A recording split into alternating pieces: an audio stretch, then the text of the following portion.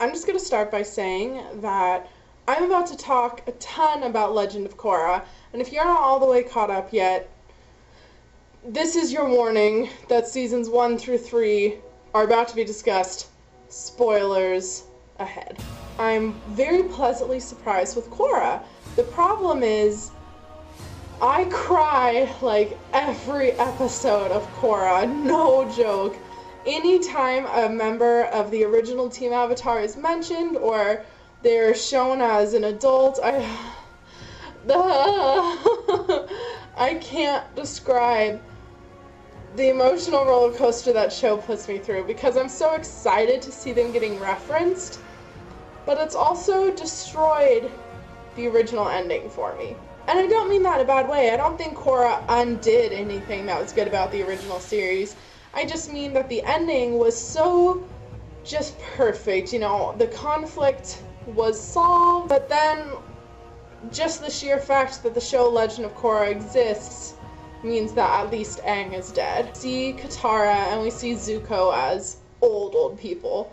We've seen Toph and Sokka as adults. We've seen the flaws that particularly Aang and Toph made in raising their own children. It's almost as if you took a picture of a really happy moment with your best friend, and then 10 or so years later, you find out that that friend is dead. Like, you'd lost contact with them, you just had a perfect little memory, you have no idea what happened in the last 10 years, but you're looking at that photo and you suddenly have the realization that they're gone. Like, it's a lot of suffering. Why Korra just gives me this weird mixture of being extremely happy and extremely depressed. Legend of Korra was able to incorporate a lot of stuff from the original series that just gave me so many feels. Like in season 3, when they say they might have to search for the airbenders that have been taken captive in Ba Sing Se, they could be under Lake Laogai, and no bro, I was just sat there like, not Lake Laogai. Welcome to Ba Sing Se. Getting such a strong emotional reaction out of me means that the writers were doing a really good job. You know, even if you hate something in a show, if it makes you really passionate to the point of fierce anger or anxiety or crying, even though those are negative emotions, it means that the writers are doing a good job. A lot of times the reason people get really just hurt or feel a sense of loss and sadness when a show ends is because it represents a certain era in their life. That's definitely true about me with Avatar, the original series. My friend Kara and I just watched that show like mad. We were all about it. And I didn't know anyone else who watched the show. This sounds so stupidly hipster, but it was kind of just our private little thing that represented our friendship. And rewatching the series, I've probably rewatched the entire series 500,000 times. I get that sense of joy, and I still get that when I watch Korra. And they did a really good job. I'm very impressed. However, the season 3 finale, what? I was so happy to see a new airbending master in the whole ceremony, especially because in the original series, we never saw anyone become a master. The only airbender we knew was Aang.